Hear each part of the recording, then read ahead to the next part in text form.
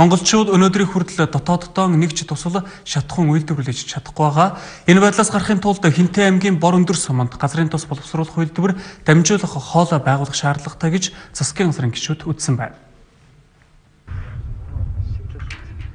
Монголчууд дотооддоо нэгж тусал шатахуун үйлдвэрлэж чадахгүй. Өнөөдрийн нөхцөл байдлаас шалтгаалж импортын өндөр үнэтэй шатахуун хэрэгжилж тэр хэмжээгээр өргөн хэрэглээний бараа бүтээгдэхүүний үн өссөөр ирсэн. Ерөн сонгуульд өгөхөөр энэ тэнд шатахууны үйлдвэр байгуулна гэж амлалт өгч явс болгож хадаг цайгаар шав тавьсаар эцсийн дүндээ үйлдвэрч үгүй өндөр үнэтэй нефт бүтээгдэхүүнээ хэрэглэсээр байгаа нь өнөөдрийн бодит үнэн дүр төрх юм а. Харин засгийн газрын өчтөрийн хуралдаанаар Хинтээ аймгийн бор өндөр суманд газрын тосны үйлдвэр байгуулах, дамжуулах хоолой барих шийдвэр гарлаа. Тус үйлдвэр нь жилдээ 2.5 сая тонн шатахуун үйлдвэрлэх хүчин чадалтай байх юм а. Түүх үедээ өөрөөсөө хангана Монгол улсын нефтийн жилийн хэрэглээ 1.2 сая тонноор хэмжигдэх үйлдвэрийг бор өндөрт барих нь эдийн засгийн хувьдаж, газар зүйн байшлагын хувьдаж зохимжтой гэдэг нь судалгаагаар батлагдсан гэдгийг аж үйлдвэрийн сайд онцолж байна. Би урд нь та бүд хэлжсэн 10 гаруй зөвшөөрөлтөй компаниуд нефть боловсруулах үйлдвэр байгана гэж байсан. Энэ бол олон жил үргэлжилсэн яриа, би санал нэг байна. 10 гаруй жил үргэлжилсэн. Харамсалтай нэг ч үйлдвэр баригдаагүй. Баригдаагүй шалтгаан нь засгийн газраас хамааралгүй зүйл байсан юм а.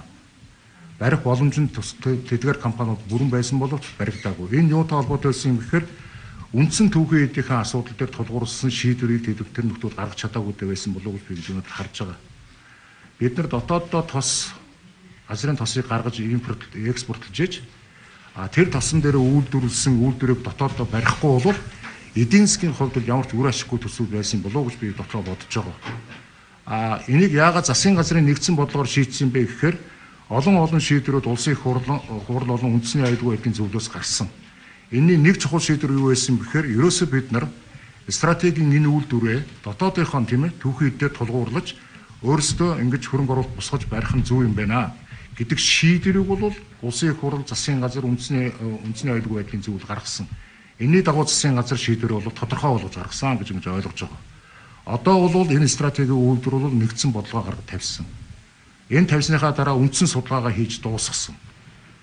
Энэ үйлдвэр дотоодынхон одоо газрын тосон дээр тулгуурласан үйлдвэр байна гэж бид ингээд тодорхойлсон. Энэ чиглэлээр бол даалгавар өгдөж байгаа. Байршлын хувьд бол 5 байршлыг бол сонгосон байсан урдсан тезүүгээр.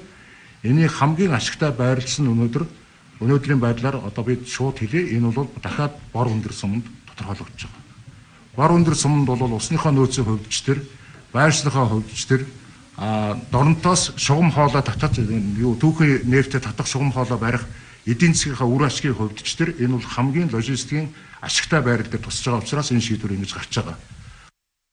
Газрын тосны боловсруулах үйлдвэрт хөрөнгө оруулах үндэсний компани оролцсон консорциумыг сонгон уралдаанд шалгаруулалт зохион байгуулах тус төслийн концесс олох уралдаанд шалгаруулалтын хэлэлцээ хийх ажлыг холбогдох хууль тогтоомжийн дагуу өдөртөн зохион байгуулахыг өчтөрийн засгийн газрын хуралдаанаар үүрэг болголоо. Урьдчилан техник эдийн засгийн үндэслэлээр боловсруулах үйлдвэрийг чойр, сайн шамд, бор өндөр, чой балсан зэрэг байршлуулалт, газрын тосны ордын байршил, дэд бүтэц, түүхий тос болон бэлэн бүтээгдэхүүний логистик зах зээлд ойрхон байх гэсэн үзүүлэлтээр харьцуулан судалж Хинтээ аймгийн бор өндөр суманд байгуулахаар сонгосон байна. Газрын тос боловсруулах үйлдвэрийн урьдчилан техник эдийн засгийн үндэслэлээс үзэхэд аж үйлдвэрийн салбарын үйлдвэрлэлийг нэмэгдүүлнэ. Бүтээн байгуулалт 4 жил үргэлжлэн үйлдвэр ашиглалтанд орсноор 2021 онд газрын тосны бүтээгдэхүүн импортын хэмжээ буурч гадаад худалдааны тэнцлийн ашиг нэмэгдэх, ажлын байр олноор бий болох, газрын тосны бүтээгдэхүүний импортын хараалт байдлаас гарах зэрэг олон эерэг нөлөө үзүүлнэ гэж засгийн газар үзээд байна.